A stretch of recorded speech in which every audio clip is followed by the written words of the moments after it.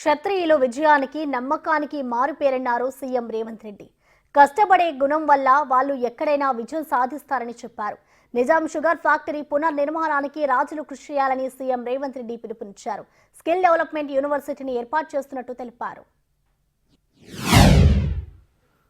ఏ రంగంలో అయినా రాజులు ప్రవేశిస్తే తప్పకుండా రాణిస్తారు.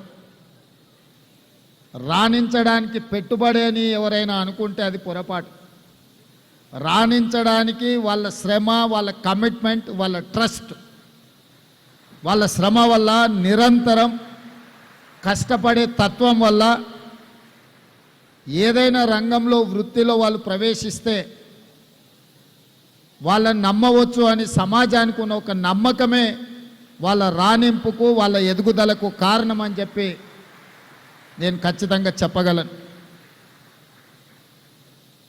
సినీ రంగం గురించి చెప్పాలి అంటే కృష్ణంరాజు గారి పేరు ప్రస్తావించకుండా సినిమా రంగంని మనం ప్రస్తావించలేం. తర్వాతి తరంలో టాలీవుడ్ నుంచి బాలీవుడ్ వరకు రాణించింది రామ్ గోపాల్ వర్మ గారు. నాకు అత్యంత మంచి మిత్రుడు. అదేవిధంగా ఈరోజు హాలీవుడ్తో పోటీ పడగలిగిన, టాలీవుడ్ బాలీవుడ్ దాటి హాలీవుడ్తోనే పోటీ పడగలిగిన బాహుబలి ఇవాళ రాణించింది అని అంటే ప్రభాస్ లేకుండా ఆ పాత్రను ఊహించలేము. వీటన్నిటికీ వీళ్ళందరూ రాణించడానికి ప్రధానమైన కారణము వాళ్ళ కఠోరమైన శ్రమ, వాళ్ళ పట్టుదల అని చెప్పి తెలంగాణ రాష్ట్ర ముఖ్యమంత్రిగా నేను చెప్పదలుచుకున్నాను. తెలంగాణ రాష్ట్రంలో ఉన్న అత్యంత ప్రధానమైన పరిశ్రమ నిజాం చక్కెర కర్మాగారం. ఇవాళ నిజాం షుగర్ ఫ్యాక్టరీ కూడా ఒక రాజుగారి చేతిలో ఉంది.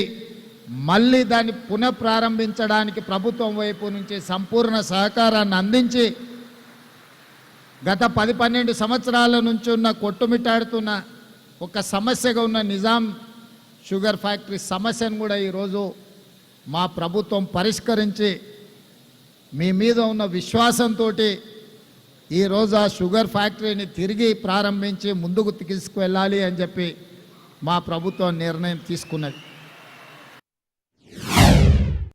ఈరోజు యంగ్ ఇండియా స్కిల్ యూనివర్సిటీ ఒక నూతన విధానాన్ని ఈరోజు తెలంగాణ రాష్ట్ర ప్రభుత్వం ప్రవేశపెట్టింది. మధ్యకాలంలో ప్రపంచంలో తిరిగిన ప్రతి దేశంలో కూడా యంగ్ ఇండియా స్కిల్ యూనివర్సిటీని మేము చెప్పడం జరిగింది.